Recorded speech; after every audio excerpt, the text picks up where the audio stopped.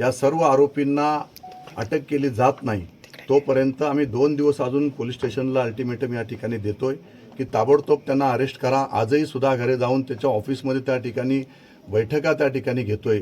सुनील तटकरे त्या ठिकाणी स्टेटमेंट करतोय की सुधाकर घारेचा याच्यामध्ये हात नाही, तर सुनील तटकरे यांनी इन्व्हेस्टिगेशन केलं का? ह्याचा अर्थ हे सगळं प्री प्लॅनिंग आहे की सुनील तटकरेला वाटेल ते त्यांनी स्टेटमेंट द्यायचे आणि मोकळे व्हायचं, राजकीय दबाव टाकायचा अधिकाऱ्यांवर, एसपीपासून आयजी पासून सगळ्यांच्यावरती। परंतु ह्याच्यामध्ये हे पूर्णपणे प्री प्लॅन आहे।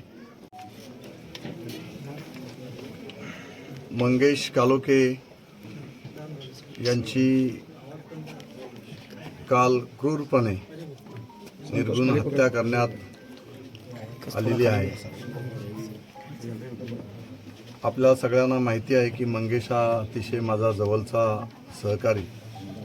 सातत्याने 2 वेळा खोपोली नगरपालिकेमध्ये मानसी मंगेश कालोखेंच्या रूपाने नगरसेविका म्हणून या साईबाबा नगर या वॉर्डमधून तो निवडून येत होता। आणि काल जे कृत्य राष्ट्रवादीकडून रवी देवकर, सुधाकर घारे या सगळ्यांनी प्लॅनिंग करून काल मंगेशची जी निर्घृणपणे हत्या करण्यात आलेली आहे। आम्ही कालपासून हे सगळं चित्र पाहतोय।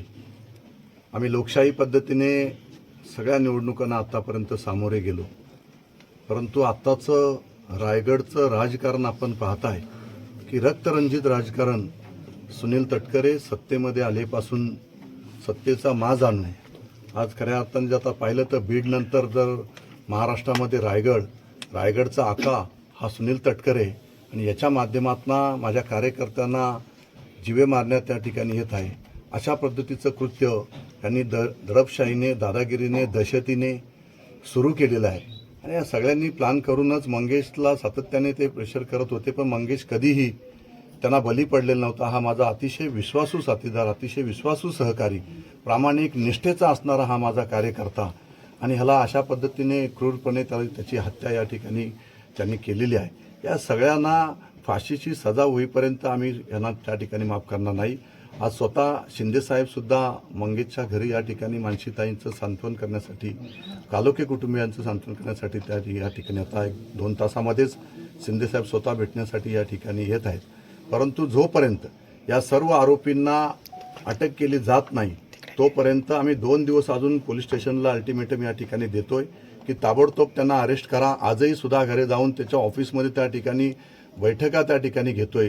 सुनील तटकरे त्या ठिकाणी स्टेटमेंट करतोय की सुधाकर घारेचा याच्यामध्ये हात नाही, तर सुनील तटकरे यांनी इन्व्हेस्टिगेशन केलं का? ह्याचा अर्थ हे सगळं प्री प्लॅनिंग आहे की सुनील तटकरेला वाटेल ते त्यांनी स्टेटमेंट द्यायचे आणि मोकळे व्हायचं, राजकीय दबाव टाकायचा अधिकाऱ्यांवर, एसपीपासून आयजी पासून सगळ्यांच्यावरती। परंतु ह्याच्यामध्ये हे पूर्णपणे प्री प्लॅन आहे। मंगेशची हत्या करण्याची हिंमत रवी देवकर या कुटुंबाची या ठिकाणी नाहीच आहे।